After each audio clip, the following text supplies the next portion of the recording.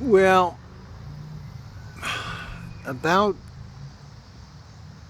about 1960. Um, well, first, the United States government owned those islands. I guess they had the lien or the lease or the ownership of those islands. They're keen to just taking whatever they want. We were initially transported there from the Aleutian Islands, which are about 250 miles south of St. George and St. Paul. And the United States government, first I think the Russians, before the sale of Alaska, took men off of the Aleutian Islands from the villages and transported them up to the Pribilof Islands, St. Paul and St. George, dumped them off of those islands and said, okay, get us furs. And so they were dumped off there without any kind of shelter or any food or anything. Get us furs.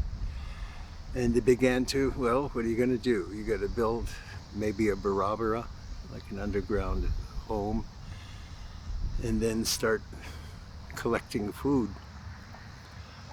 Then in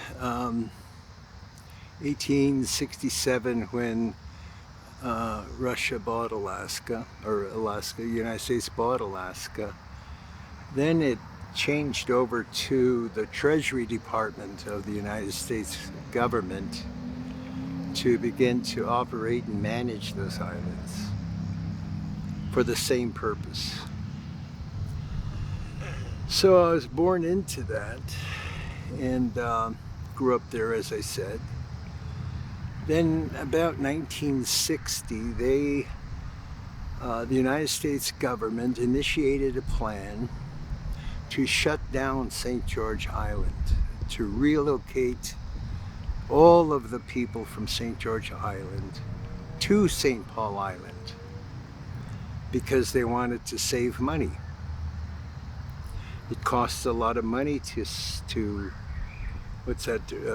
subsidize that little community and pay for fuel or coal or whatever it is we used for coal. It was for home heating and getting groceries from their grocery store, but they were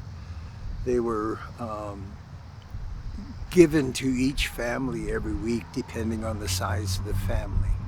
Pound of sugar, and so on and so forth. So they began to, at 1964, they spoke to my father, who is a absolutely brilliant man. He was born and raised on Nikolsky, or in Nikolsky on Umnak Island, which is about 250 miles south of St. George.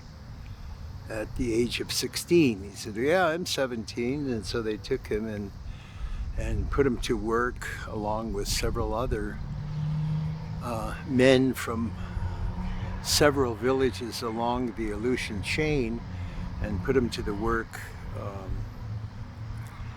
People like to say harvesting the fur seals. It wasn't a harvest. It was an unholy slaughtering of these animals. Just they would go out in the morning about 5 o'clock in the morning and go out on the rookeries where the animals were and go to the section of the rookeries where only bachelors, young fur seals that are not old enough to breed, and like cattle, they drive them up onto the land and onto the grass, and they began the process of slaughtering them.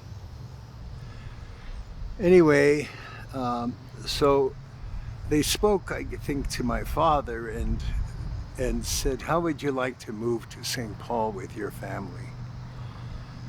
And I wasn't present during those conversations, but I could imagine that what they said to him and bribed him to do was, you'll get a new house on St. Paul, you'll get a year-round job, which was very rare, work 12 months of the year, you'll get a decent wage, and so on and so forth. Accommodations and transportation and such forth were a lot better at St. Paul because they had an airport, and the airplane would fly from Anchorage to St. Paul once a week. So my parents one day, after coming home from school, said, guess what?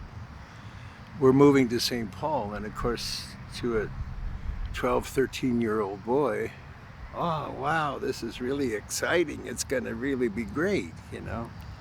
So they began packing up all their belongings, furniture, everything, mattresses, everything, and loaded them up on a ship. And this was in February, which is not a good time to be out on the Bering Sea, because it gets really rough, and transported us over to St. Paul.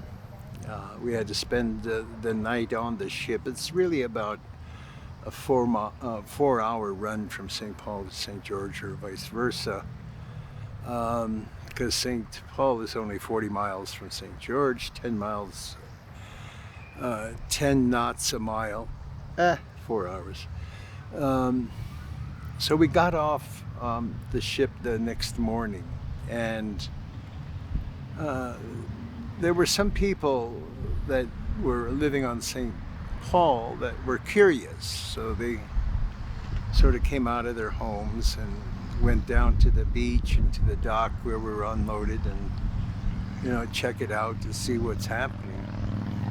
Well, my brother and I, we were, let's see, I was now then 12 years old, I think, and so I had one older brother and 2 younger brothers, maybe 3 at that time, and we were walking up the hill to the house that they told us we would live in. And it was kind of strange. It was, why are these people looking at us? I mean, we're nobody. Didn't think it at the time, but over the years I began to think that the federal government put us in a refugee status situation, took us away from our home and put us on a strange island in a strange community without knowing the people there, and then put my dad to work.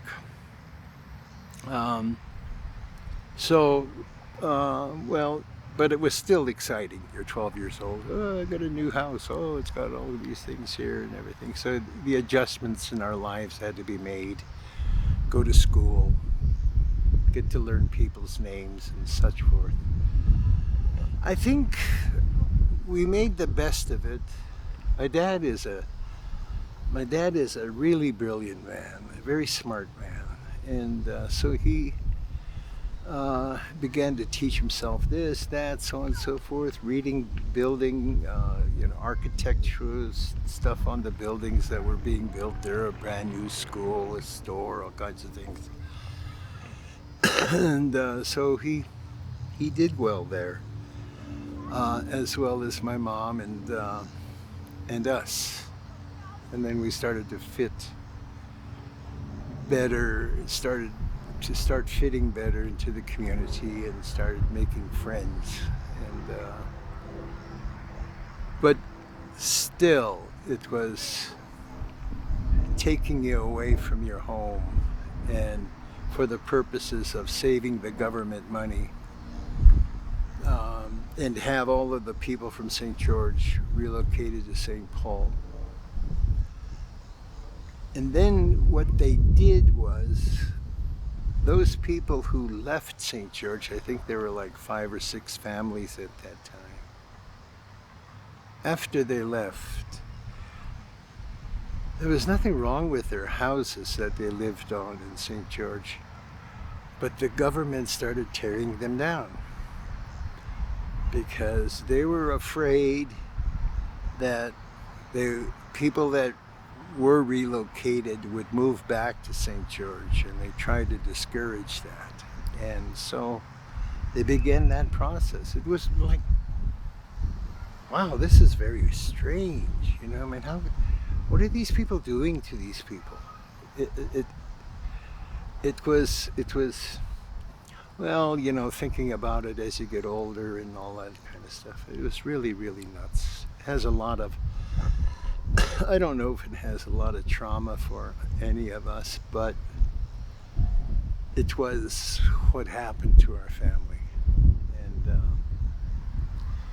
so that's how we refugeed it, you know, from one island to the other.